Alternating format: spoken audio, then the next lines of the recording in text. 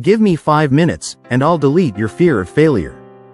Not with hype, not with motivation, but with truth.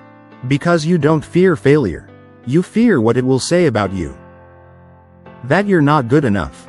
Not strong enough. Not ready. But what if none of that is true? What if failure isn't the enemy? What if it's been trying to teach you something this whole time? Stay with me. This will change something deep. I know what it's like to hesitate.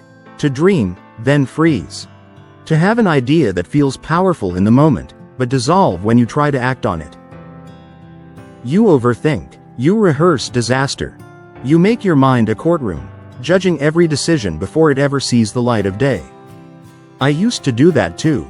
I used to believe that caring more would bring better results. That overthinking meant being responsible. That if I just planned enough, perfected enough, people wouldn't reject me. But all it did was keep me stuck, trapped between who I was and who I could become, if I stopped being afraid. You prepare for the interview. You know your stuff, but fear kicks in, and suddenly you're not confident, you're desperate. And that desperation is what breaks the moment.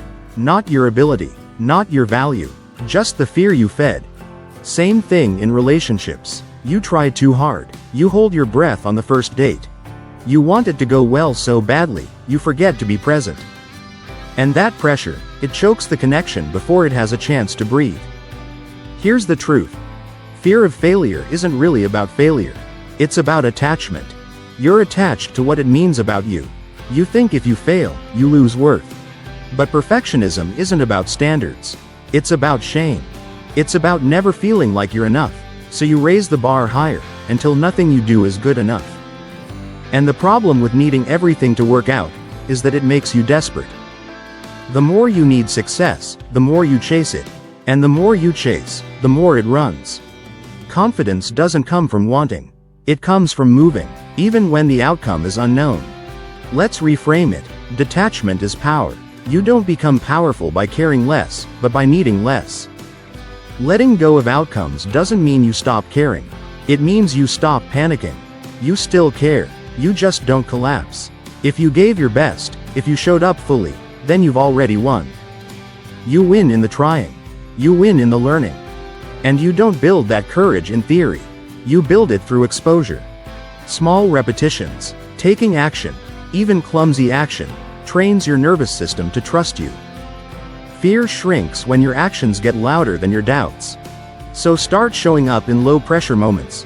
Speak up in a meeting, post that idea, send that message. Every repetition makes you stronger.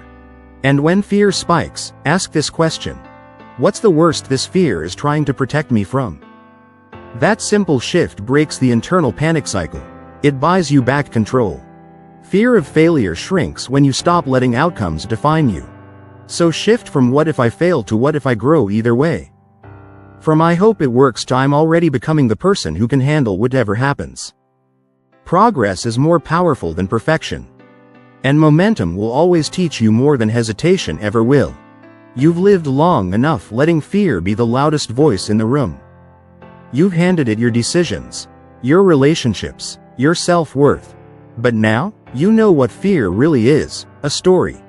One you get to rewrite. You don't need to feel fearless to move. You just need to move while feeling afraid. And every time you do, the fear shrinks. So here's your invitation. Try, miss, learn, get up, let go. And remember this. The failure you fear might be the door to your next breakthrough. Sometimes, what looks like an ending is just the setup for your greatest pivot. What you're scared of now might become your greatest asset in the right hands. Yours. Now that you know the truth, you're free. Every day is a bonus. Charles Odia.